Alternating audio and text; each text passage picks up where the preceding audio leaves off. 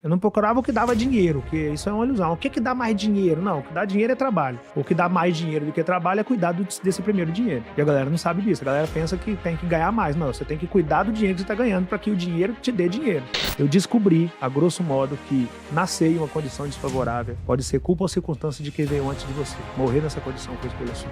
Eu sou um cara esforçado, eu sou um cara dedicado, eu sou um cara que faz a minha parte e eu não consigo. Por que eu não consigo? De repente você é até um cara esforçado, é até um cara dedicado, é até um cara que faz a sua parte, mas você está insistindo em uma ideia que não vai te levar ao extraordinário por esse viés.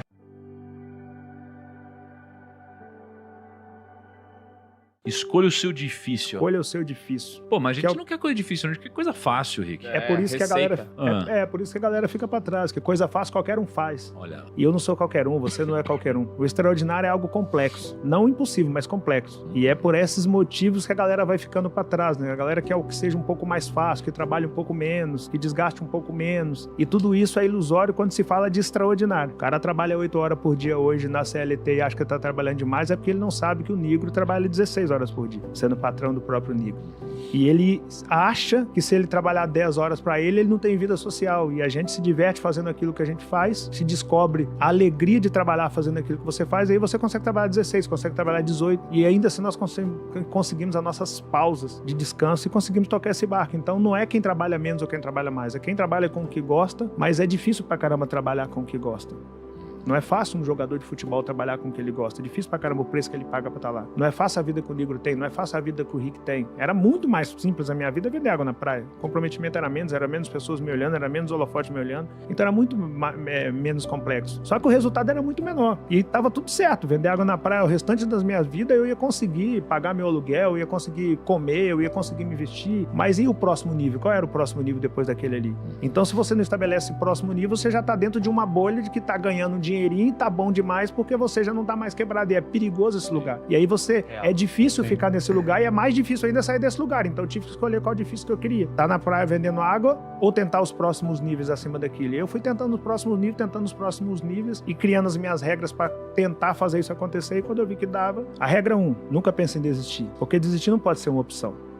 Eu nunca fiz alguma coisa por escolha. Eu sempre fiz foi pela necessidade. Eu não tive a opção de desistir. Era fazer ou fazer. Isso. A ideia do desistir que a gente fala é o seguinte. Primeiro você tem que saber onde você quer chegar. Quando eu comecei a minha caminhada lá, aos 7 anos de idade, por que eu comecei? De onde surgiu o Rick Vendedor? Surgiu porque até os 7 anos de idade eu nunca tinha comido carne. E eu queria conhecer carne. E a minha mãe falou que não era pra gente. Cara, carne não é pra gente não. Isso é caro pra caramba, tá fora da nossa realidade. É por isso que a gente não come. Eu falei, o que eu tenho que fazer pra comer carne? Ela falou, pra comer carne você tem que trabalhar. Eu falei, o que eu tenho que fazer? Então, pra comer carne você tem que ter dinheiro. E pra ter dinheiro você tem que trabalhar. Só que ninguém vai te empregar porque você só tem 7 anos de idade. Caramba. Aí eu falei, deixa que eu resolvo essa parada. Eu mesmo me emprego. E aí plantei uma horta com meus irmãos e comecei a vender verdura na rua. Por que eu comecei a vender verdura na rua? Porque minha mãe me falou que eu tinha que trabalhar e que trabalhando eu chegava no dinheiro e chegando no dinheiro eu chegava na carne. Ou seja, eu sabia o que eu queria, comer carne. E a minha mãe me contou um planejamento básico. Trabalho, dinheiro é igual a comer carne. Ou comprar qualquer coisa que você quiser. Então, eu comecei a vender verdura para eu comer carne. Se eu viesse que, sei lá, veio uma seca e a minha verdura não cresceu, eu poderia desistir de vender verdura. Mas eu ia passar a vender sacolé e o meu objetivo era o mesmo, comer carne. Sacolé não dá, eu ia parar de vender sacolé. E eu passar a engraxar sapato, o meu objetivo era o mesmo, comer carne. Então, quando a gente fala de não desistir, não é de não desistir de não comer carne. Eu quero comer carne, não vou desistir disso aqui não. Agora,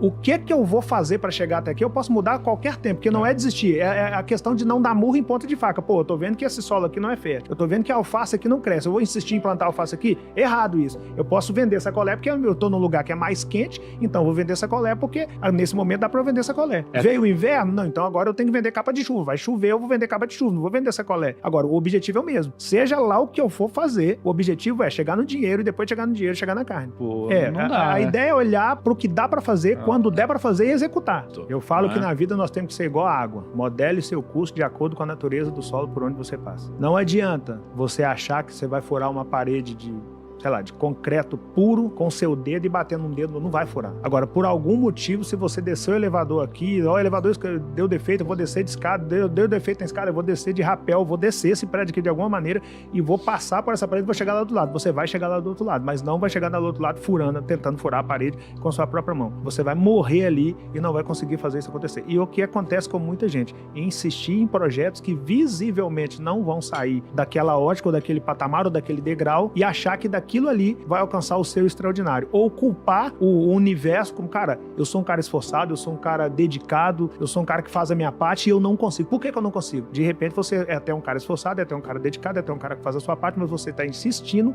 em uma ideia que não vai te levar ao extraordinário por esse viés. Mas de repente você pode buscar novas maneiras de se fazer a mesma coisa para que essas novas maneiras de se fazer a mesma coisa possa possibilitar a sua condução para o seu extraordinário. A primeira mudança é a mentalidade, porque no cenário que eu fui criado, a mentalidade que se ensinou foi, ó, isso não é pra gente. Esquece carne, não é pra você. Esquece conga, não é pra você. Eu calçava quichute. Quichute é cruel pra caramba. E a conga era o primeiro passo depois do quichute. O all-star era o segundo passo depois do quichute. Esquece, não é pra você. E esquece morar bem, não é pra você.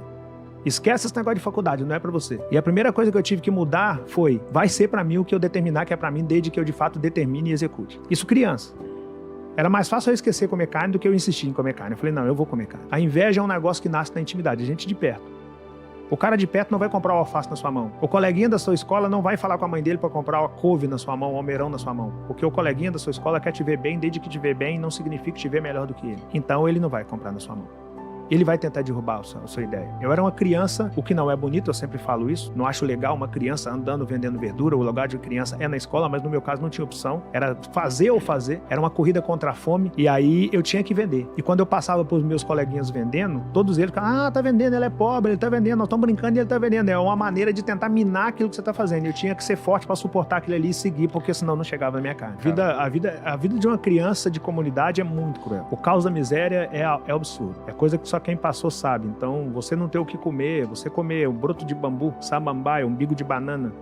Umbigo de banana é aquela parte roxa do cacho de banana. Sim. Você come essas coisas para não ficar com fome. E você vê você passando com um carrinho de verdura para vender e vê seus amiguinhos jogando bolinha de gude. Eu não tive tempo de jogar bolinha de gude. Eu não tive o troféu do torneio de futebol. Não tive chuteira. Isso faz falta. Eu sou filho do meio. Nascido e criado na década de 70 para 80. Eu vestia roupa usada comprada pro meu irmão mais velho. Que na minha realidade a roupa era comprada pro irmão mais velho. Depois a roupa passava pra irmã. Chegava no filho do meio. Eu tinha que cuidar dessa roupa porque a roupa ainda ia passar para mais 2 irmãos. Você tinha televisão pela janela e pela cerca do único vizinho da minha comunidade que tinha televisão. O programa que ele queria, o dia que ele queria, se é que naquele dia ele queria assistir televisão. Eu dormia pra baixo, meu irmão dormia pra cima e um colchonete de palha no chão. É cruel pra caramba. Porque é natural a ideia do brincar.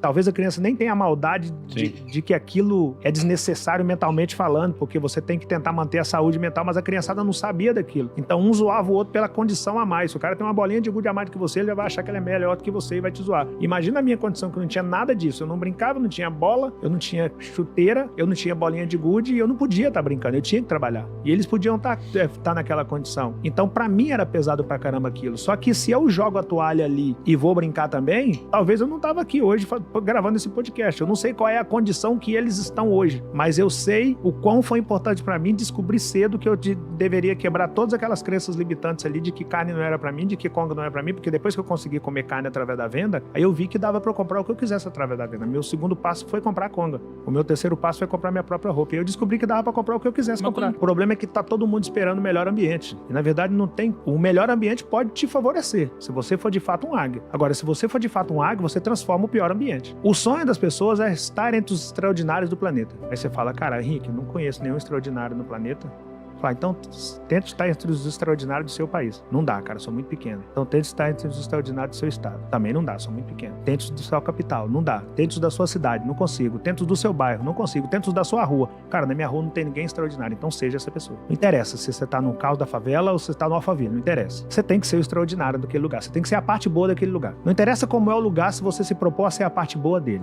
Eu sempre tive isso comigo. Seja lá onde eu passar, eu preciso ser a parte boa desse lugar. E sempre que eu morei em comunidade ou em bairro carente, que a minha criação, ou ela foi em bairro pequeno de periferia, ou ela foi em comunidade de cidade grande. Sempre eu morei no pior do lugar. E às vezes no pior do lugar. E eu nunca fumei, eu nunca bebi, eu nunca me prostituí, eu nunca usei droga. Não tem nada contra quem faz isso, mas é a minha opção. Eu cresci entre o fuzil e o livro. No cenário onde eu nasci é como se a vida virasse pra mim e falava, meu parceiro, é o seguinte, vou te apresentar. Eu sou a vida, tá? Eu vou te apresentar como funciona aqui. Você nasceu, seja bem-vindo, você tá na favela, tem um fuzil aqui, você quer pegar? E tem um livro aí. O que você escolhe? Eu falei, eu vou escolher o livro. Ah, mas o livro eu não sei onde ele tá, não, tá escondido. Eu vou achar o livro. Pega o fuzil, tá mais fácil, o fuzil daqui. Não, eu vou achar o livro. E se você não achar o livro? Se eu não achar o livro, eu escrevo o livro, mas eu vou ser a parte boa desse lugar. O não é dado pela postura que você Você tem. Você não precisa falar não com ninguém, sim com ninguém. A sua postura fala por si só. Então eu cresci ou em bairro carente, que sempre teve tráfico, ou em grandes periferias. Ninguém nunca me ofereceu um fuzil. Ninguém nunca me ofereceu droga. Ninguém nunca me chamou para ser parte do tráfico. Pela minha postura. A sua postura determina como as pessoas vão chegar até você e com que tipo de abordagem elas vão chegar até você. E eu sempre fui criado por um cara que é meu pai, Velho Roxo, que eu sou muito grato a ele, que ele nos ensinou o básico do básico do básico, mas dentro desse básico ele nos ensinou a ter postura que a pessoa olhe para você e tenha coragem, ou olhe para você e não tenha coragem de te falar sobre determinados assuntos, sobre determinadas coisas. É difícil pra caramba fazer isso pelo cenário que você está, mas não é impossível fazer isso. É possível. E o problema é que a galera vai se apegar ao ser difícil e aí vai. Por quê? A sedução visual da coisa é muito pesada. Porque o cara da comunidade, ele é o cara que tem o melhor carro, ele é o cara que tem a melhor corrente, ele é o cara que tá com a mulher mais bonita, ele é o cara que dá o melhor rolê, ele é o cara que faz a melhor festa, e o garoto, o primeiro ídolo de um garoto de comunidade é o dono do morro. Pra ele fala, quando eu crescer, eu quero ser esse cara. Eu não tinha esse pensamento, que eu queria ser meu pai. Meu primeiro ídolo sempre foi meu pai. Cara, eu acredito muito que Deus escolhe os dele e capacita os dele. Eu, baseado na vida que eu tenho, no ambiente que eu fui criado, no cenário que eu tive que enfrentar, eu não tenho a menor dúvida que eu sou um escolhido. Porque a mentalidade que eu desenvolvi naturalmente no lugar que eu nasci é muito difícil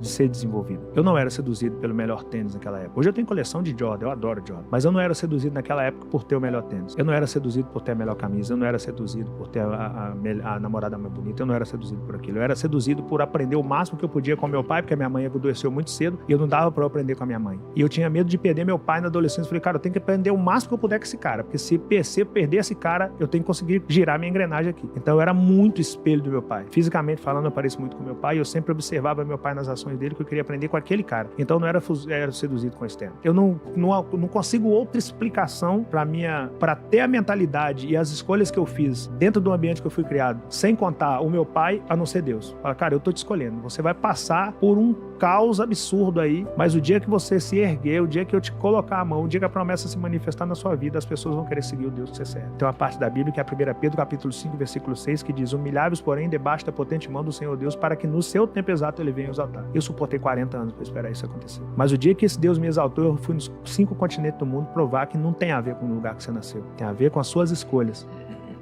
Tem a ver com o nível de conhecimento que você buscou. Tem a ver com aquilo que você fez. Tem a ver com os nãos que a sua postura deu automaticamente para as pessoas. Tem a ver com isso e não com o ambiente quando você nasceu. Eu descobri, a grosso modo, que nascer em uma condição desfavorável pode ser culpa ou circunstância de quem veio antes de você. Morrer nessa condição foi escolha sua. Não é fácil, porque falar isso sem explicação pode ser meio que clichê, mas eu posso te afirmar que tem muito mais Rick Chester dentro de uma comunidade do que pessoas com fuzil na mão. O problema é que essas pessoas não se enxergam quanto o Rick Chester, porque hoje elas estão em um celular que tem, cada vez que você rola a barrinha do celular, tem bilhões de novas coisas acontecendo. É o ambiente de consumo em cima deles o tempo todo e eles não buscam conhecimento pro básico do básico do básico do básico. E aí começam a entrar dentro de determinadas bolhas que ancoram essa galera na mediocridade. Mas tem potência absurda de comunidade que você não tem noção, você não tem ideia do quão grande é um moleque de comunidade que poderia pegar no fuzil, fazer um curso de barbeiro e abrir uma barbearia. Só que aquele cara abre uma barbearia e ele se contenta em abrir a barbearia. Ele quer ter o melhor carro. Assim que ele abre a barbearia, ele já quer comprar o melhor carro ao invés de fazer um curso sobre educação financeira. Aí ele não começa a buscar conhecimento. Ele entra pra uma bolha do cara que até conseguiu abrir uma barbearia, mas ele não consegue avançar porque ele não fez um curso. Aí ele entra pra dentro das bolhazinhas e vai ficando. E aí é muita gente que tá dentro de bolha ficando, que tem potencial absurdo, que poderia ser um cara que facilmente tinha potencial pra sentar nessa mesa aqui. Com 7 anos de idade, eu fui pra uma carvoeira com meu pai pra fazer carvão. Era o que dava pra fazer. Meu pai com baixa escolaridade, minha mãe do lar e 5 filhos, todos, o mais velho tinha 13 anos, que era meu irmão mais velho, então não tinha emprego, tinha que fazer o que dava quando desse e ser grato por ter aquilo pra fazer até que tivesse algo melhor pra ser feito. Aí fomos pra essa carvoeira e lá minha mãe sofreu derrame cerebral, estourou uma veia na cabeça dela, longe de tudo, longe do urbano. Carvoeira seria... fazer carvão. Você faz carvão. É uma mina de carvão. É uma mina de carvão? Cortar eucalipto, colocar dentro de forno pra fazer carvão que a galera usa na churrasqueira, etc. Tá. E aí você foi com a sua mãe pra lá? Eu fui com a família pra lá, porque a gente fazia isso, migrava de lugar pra lugar onde tinha coisa que dava pra fazer com muito esforço e com baixa escolaridade. Era isso. Mão de obra. Mão de obra barata. E aí a gente ia. E num lugar desse, o trabalho era tão pesado que a minha mãe sofreu derrame cerebral. Estourou uma veia na cabeça dela. Aí levaram a minha mãe pra cidade mais próxima, que era Campina Verde. Chegou lá, o médico falou, não dá nem pra mexer nessa paciente aqui, mas tenta levar pra Uberlândia, que já era, sei lá, 300, 400 quilômetros depois dessa cidade. Talvez ela não chegue lá viva, mas se chegar, o hospital tem mais estrutura para operar. Meu pai pegou minha mãe e levou para Uberlândia. Cheguei em Uberlândia, o médico olha para minha mãe, vira pro meu pai e fala, cara, pode chamar os filhos para ver a mãe pela última vez, que ela não vai passar dessa cirurgia. Aí meu pai chamou os filhos e falou, olha, nós precisamos fazer a nossa primeira reunião de equipe aqui. Eu não sabia nem o que era equipe. Ele falou, nossa família funciona como uma empresa, os da Silva. Eu sou o líder dessa empresa, isso meu pai falando. A mãe de vocês é outra líder e vocês são nossos liderados. Segundo a medicina, a mãe de vocês não passa dessa cirurgia, mas nós conhecemos Deus que nós servimos. Só que se caso ela não passar por vontade de Deus e não segundo a medicina, o líder vai precisar do liderado para suportar esse momento. Eu posso contar com vocês? Nós falamos, pode, pai. No automático, assim, pelo exemplo. Mas sempre foi exemplo de líder, então não tinha essa. Ele perguntava pelo praxe, a gente respondia assim pelo exemplo. E aí meu pai virou pro médico e falou, pode fazer a cirurgia. Eu já conversei com a minha equipe. O médico nem entendeu nada, olhou para aqueles 5 neguinhos do cabelo amarelo, olhou pro meu pai, não entendeu aquilo de equipe e foi fazer a cirurgia. Aquilo era 1985, nós estamos em 2022 e minha mãe tá viva até hoje, 37 anos depois que o médico falou que ela não passaria daquela cirurgia. O que ele não sabia é a força do Deus vivo que a gente serve. Quando Deus determina que você passa sim. Então naquele dia ali eu descobri com algumas coisas que conduziram o Rick pro lugar que ele tá hoje. Eu descobri o termo trabalho em equipe, pensamento empresarial, contar uns com os outros e descobri a força do Deus vivo que sirvo até hoje. Naquele dia, o médico dos médicos entrou para fazer aquela cirurgia. Então, a partir dali, eu descobri que a fé, se de fato aplicada, ela te conduz para o extraordinário. Isso sempre foi o Rick. Faz o que tem, no cenário que você tem, até que você possa fazer outras coisas. Esse sempre foi o Rick. Tava lá vendendo minha água, tranquilão, felizão, porque eu tava conseguindo, dentro do que eu me propunha, dentro do que eu buscava naquele momento, eu tava conseguindo o êxito. Eu conseguia pagar meu aluguel, eu conseguia me alimentar, eu conseguia vestir, eu conseguia comprar livro. Eu leio muito desde sempre li muito, desde 97. E aí, eu encontro um determinado grupo de turistas. Eu sempre fui bom em oratória, a minha intenção sempre foi vender e a minha estratégia para vender sempre foi me relacionar. Então, eu me relacionava para que a venda acontecesse no automático. E aí, eu falava muito antes de vender. Eu encontrei um determinado grupo de turistas e estou lá vendendo água para um desses turistas, e nesse grupo tinha um grupo de pessoas falando que o Brasil já tinha dado o que tinha que dar e que eles estavam indo embora do Brasil, em resumo. Aí eu terminei de vender água para esse turista e virei para os outros e falei, olha, desculpa incomodar, desculpa me intrometer, mas o Brasil não está nessa crise toda que vocês estão relatando aí não. Aí um deles levantou e falou, cara, você coloca no seu lugar, você é o retrato da crise. Você vende água na praia, acorda, irmão. Você está no subemprego, você quer? Você acha que você é quem? Por isso que eu estou indo embora desse Brasil, por causa de ignorância como você, porque no Brasil até um cara igual você pensa que pode falar de crise. Aí eu pensei, pô, esse cara não sabe o que ele tá falando, com quem ele tá falando. Porque no Brasil, o preconceito é tão grande que o banhista pensa que ele vale mais do que o cara que tá ali pra lhe servir. E se eu tô ali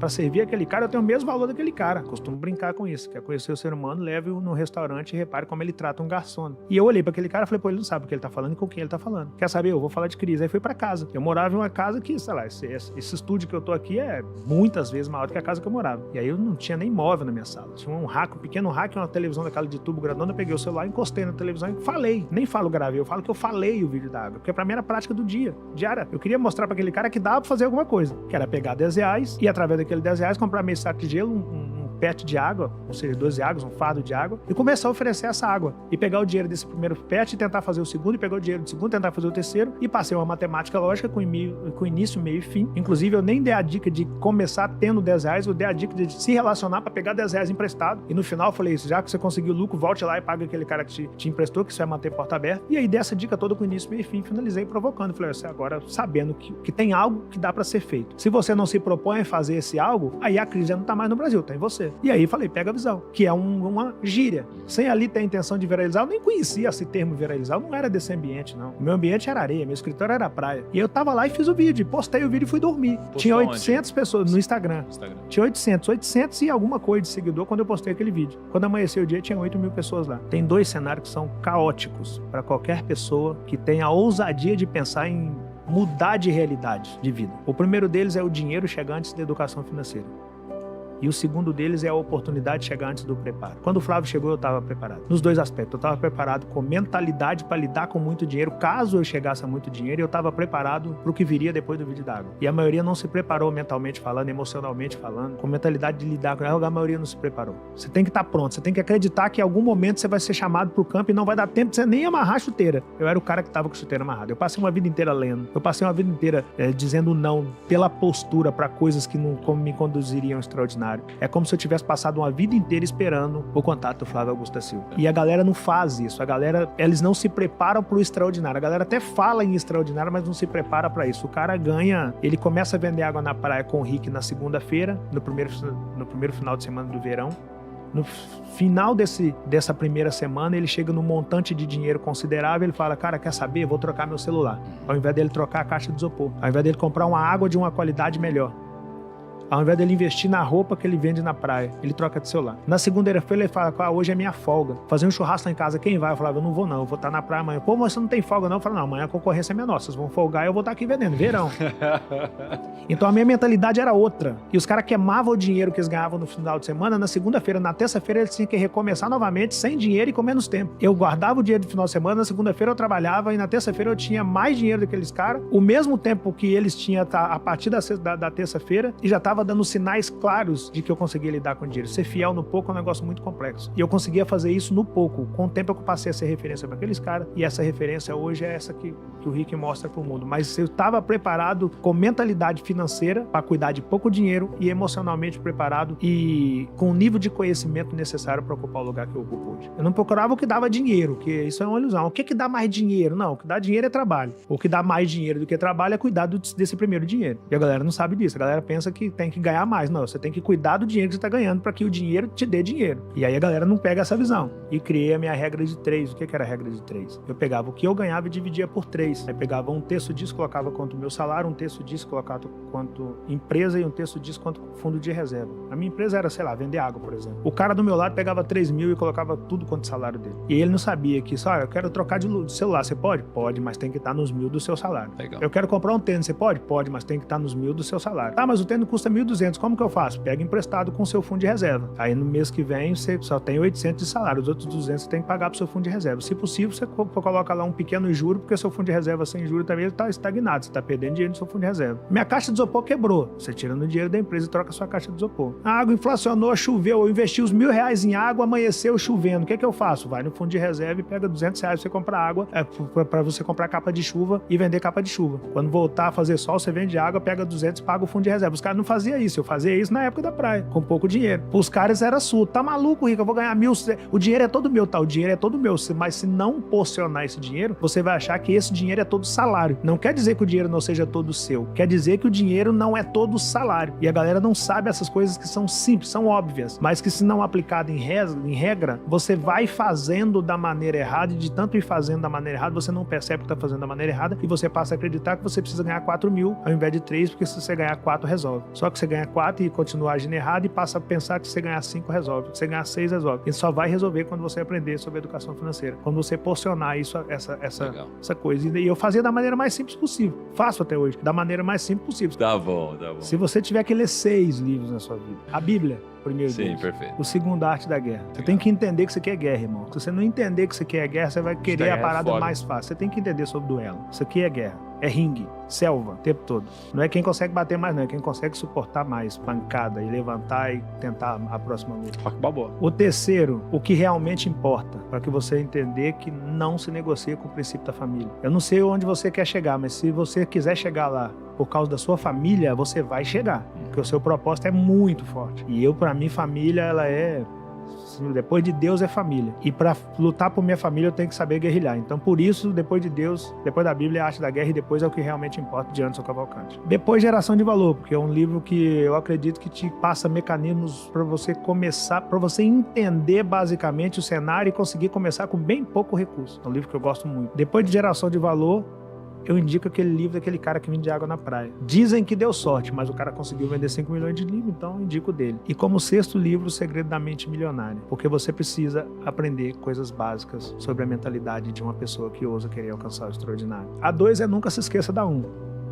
Isso é bom. Porque nós vamos nos esquecendo, né? E acabando desistindo. A 3 é, se você começar um negócio hoje, pode dar tudo errado. A 4 é, se você não começar um negócio hoje, já deu tudo errado. Bom também. Porque alguém começou hoje. A quinta é, o negócio nunca vai ser seu. Sempre vai ser do cliente final. Portanto, trate essa pessoa da maneira que você gostaria de ser tratado. Sem o cliente final, você não faz a sua primeira cartela de cliente. Sem uma cartela de cliente, você não tem um negócio. Você tem uma operação tapa-buraco. E é o que acontece com muita gente. A galera vende, por exemplo, sei lá, o cara do mais barato. Compra porque tá mais barato. O cara que compra porque tá mais barato, ele não é seu cliente. Ele só vai comprar no lugar mais barato. Hoje ele compra na sua mão. Amanhã ele compra na mão de quem tiver mais barato. Então você tem que fazer cartela de cliente por produto, por valor agregado, por relacionamento, por qualquer outra coisa que leve aquela pessoa, independente do preço do seu produto, ele comprar na sua mão. E a galera não toma cuidado de fazer cartela de cliente. Outra regra, não vai ser fácil. Depois dessa, não precisa ser fácil. Basta não ser impossível. Muita gente deixa de começar porque acha que não vai ser fácil. Eu seguia porque não era impossível. Aposte 90% de suas fichas em pessoas que nunca te viram. Outra regra. As pessoas de perto vão ter mais dificuldade de ver o seu negócio como sendo um negócio. Cara, isso é muito real, né? A tia da manicure não faz unha com a manicure. A melhor amiga da manicure não faz unha com a manicure. O cara que estudou na sala do barbeiro não corta o cabelo na barbearia dele. O cara do futebol não compra o açaí na açaiteria do técnico. O motivo é muito simples. A inveja nasce na intimidade. Essa galera quer te ver bem, mas não quer te ver melhor do que eles. Então, primeiro, eles criticam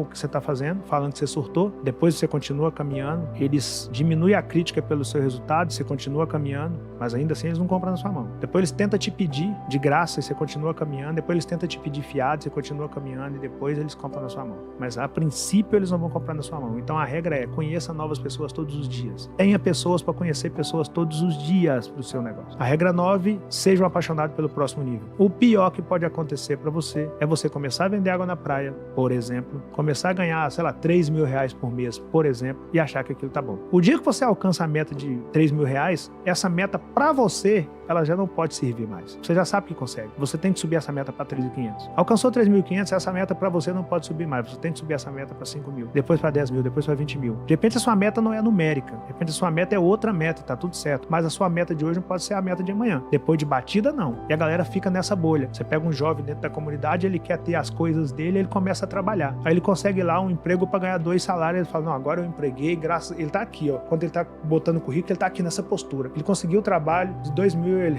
agora resolveu, vou comprar minhas coisas, etc. Não resolveu. Você conseguiu o trabalho de 2 mil, agora você tem que descobrir como você faz lá nesse lugar para ganhar 4. E depois para ganhar 6. Tem um cara lá que ganha 6, então você tem que ser esse cara. Você tem que querer ser esse cara. Tem um cara lá que ganha 8, então você tem que querer ser esse cara. Ele se contenta em ganhar 2. E aí ele não sai do lugar. E ele não sai do lugar e começa a mudar a marca das coisas, que é aquilo que o Flávio fala. E aí 2 já não passa, dá para ele. E ele começa a achar que o emprego não dá para ele. Enquanto na verdade não dá para ele a mentalidade que ele tem de não ser apaixonado pelo próximo nível. Ele simplesmente queria ganhar um dinheirinho para comprar as coisinhas dele. Já fala até no termo pejorativo que eu não gosto. Eu quero ganhar meu dinheirinho, comprar minhas coisinhas. Não, cara, você ganhar meu dinheiro, comprar minhas coisas, não é ganhar dinheirinho, comprar coisinha. Mas você tem que ter mentalidade de gente grande, porque se você não tiver mentalidade de gente grande, você entra na bolha dos caras que conseguiram até ganhar o tal do dinheirinho, mas que ficou ali. Outro erro dessa galera é não usar como laboratório o lugar que ele tá ganhando esse dinheirinho. Eu entrei pra limpar chão numa pastelaria, cara, meu próximo nível ali é observar a garota do caixa, como ela faz aquele negócio. Eu tenho que começar a entender sobre fluxo de caixa. Eu não tenho dinheiro pra pagar um curso sobre fluxo de caixa, mas tá acontecendo no lugar que eu tô o dia todo. Eu tenho que entender sobre liderança. Eu não tenho dinheiro para pagar um curso de liderança, mas tem um líder ali atuando o tempo todo. Eu tenho a possibilidade, sendo limpador de chão da pastelaria, de observar se o líder daquele lugar é líder ou é chefe. Porque chefe é carrasco, líder é exemplo. Eu tenho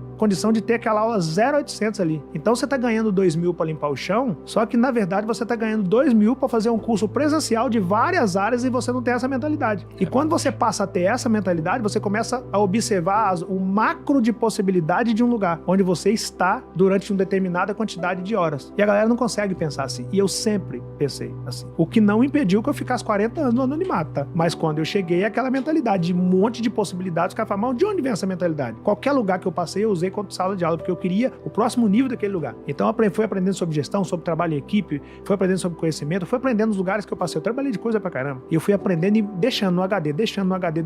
Quando eu chego no lugar que eu tô, isso serviu pra mim hoje. Então seja um apaixonado pelo próximo nível, porque senão você vai chegar e não vai conseguir lidar com esse próximo nível. E a regra 10 é: só considere que a sua ideia está validada após testá-la por no mínimo 2 anos. E o que acontece hoje? O cara começa um lava-jato, no início é empolgação de início, todo mundo vai lavar carro no lava-jato desse cara, esse cara acha que ele tá ganhando dinheiro. Com 6 meses o cara começou a gastar o dinheiro dele todo com coisas que não era o negócio, passou a ser o tal do Blade Rick que eu te falei e não conseguiu sustentar o negócio de pé. E ele gastou muito dinheiro com 6 meses porque ele achou que o negócio dele estava validado. Ou ele abre uma barbearia no bairro, com 1 ano a barbearia tá bombando, ele quer abrir a segunda, sendo que ele nem validou a primeira. Ao invés dele pegar todo o dinheiro e colocar na primeira, ele quer abrir a segunda, ele não validou o negócio dele ainda. O negócio dele muitas das vezes não respira sem ajuda de aparelho. O negócio dele ainda tá tirando dinheiro do almoço para comprar a janta, ele já quer abrir uma segunda porque tá lotada a barbearia dele, mas tá lotado sem gestão, tá lotado sem educação financeira. Ele não pode abrir uma segunda, ele tem que validar a primeira. E essa questão de querer as coisas para ontem faz com que a galera tenha esse pensamento e vê na rede social o povo falar de franquia, vê na rede social o povo falar de ter rede, de loja, e aí empolga nisso. Só que para chegar nesse lugar você tem que ter o quê? Conhecimento. Você tem que ler, você tem que fazer curso. E aí o cara acha que um tênis 12 molas, um Nike 12 molas, não é caro. Ele compra. Ele não acha a garrafa de Bucanas cara, ele compra. Ele não acha o ingresso pra balada tal caro, ele compra. Mas quando você vai falar com ele de um curso, ele fala, não, curso eu não vou comprar. Esses caras querem ficar ricos, esses caras estão dando curso, eles querem ficar ricos. Tá, mas isso aqui é intangível. Tá? O conhecimento é intangível. Nada contra o tênis que você tá comprando, mas daqui a um ano você tem que comprar outro. Nada contra a bebida que você bebe, mas essa vai acabar em meia hora de balada. O conhecimento fica com você o restante dos seus dias. E o cara não sabe disso. Então, por não saber disso, ele não valida nada e quer começar várias outras coisas. E aí ele viola essa 10ª regra, que é só considerar que a sua ideia está validada após testá-la por no mínimo 2 anos. Nós estamos num país muito complexo, né, primo? Onde a nossa gente está muito machucada por vários motivos, há muitos anos, há muitas décadas. Se a gente procurando alguma coisa, um lugar para olhar, para ver uma luz e falar, cara, eu vou caminhar naquela direção. E eu sempre tentei me enxergar como sendo essa luz. Eu nunca acreditei muito de achar a luz no fim do túnel, mas acreditei muito que se eu me iluminasse, se eu fosse o cara iluminado, eu poderia ser o cara que clareava o túnel. Então o conselho que eu dou pra galera é procure ser ator principal da sua própria caminhada, porque o pior cenário que pode acontecer pra você é você buscar a solução em outro lugar que não seja em si próprio. Se prepare, porque tá cheio de possibilidades aí acontecendo o tempo todo, mas se você não estiver preparado, elas vão passar por você o tempo todo e você nem vai notar que elas passaram. Não é pra amador, o extraordinário não é pra amador. A galera pensa, o cara deu sorte, é 1 em 1 milhão que consegue. Pô, se for 1 em 1 milhão, esse 1 tem que ser eu, o comprometimento tem que ser esse. O cara deu sorte, sorte foi o nome que o preguiçoso inventou pra tentar diminuir o mérito de quem foi lá e fez acontecer. No Brasil você enfrenta 40 anos de anonimato, você rala pra caramba, você foge de todas as portas que poderiam te levar à perdição, você busca conhecimento, você anda entre as pessoas de cabeça erguida, você come do suor do seu rosto e depois quando você consegue alcançar o extraordinário, vem alguém e fala que você deu sorte. Outros falam, mas esse cara vende o quê? Pô, só livro de 5 milhões, eu não sei qual produto que quem me faz essa pergunta vende, não, mas se ele tiver vendido 5 milhões desse produto, ele é bom pra caramba no que ele faz. Então se prepare pra enfrentar o caos e se prepare pra enfrentar isso depois que chegar. E caso você chegue ao extraordinário, saiba que toda história de sucesso é meia história de fracasso. Então mantenha os 2 pés cravados no chão, porque para cada 10 pessoas que te observam e te admiram, tem 3 entre essas 10 que tá só esperando uma brecha desse tamanhozinho para puxar. E se você tiver perdido a noção, você não se levanta mais. Cresça sem perder os laços com aquilo que te levou a crescer. Humildade, essência, resiliência, fé, gratidão, fidelidade. E por fim, sucesso não é aquilo que você colhe, é aquilo que você planta. Se você quer quer colher abacate, plante abacate. Quer colher manga, plante manga. Quer colher mamão, plante mamão. Você só tem aquilo que você colheu, que você plantou. E se a vida que você tem hoje não é a vida que você quis ter em um dado momento da sua caminhada, não culpe o universo ou pense que as coisas conspiram contra você. Volte lá e veja o que você plantou, que você está colhendo. E se não te representa, arranque tudo aquilo que você plantou, plante novamente e cultive novamente, para que um dia você possa colher exatamente aquilo que você quer, baseado exatamente naquilo que você plantou. Fora isso, jamais desista do seu sonho, porque se eu tivesse desistido, eu não estaria aqui. E pode ser que hoje você esteja numa condição totalmente diversa, assim como eu estava lá em 2018, mas pode ser que daqui a 5 anos seja você sentado aqui no Primo Cast para contar a sua história de sucesso. Pegou a visão?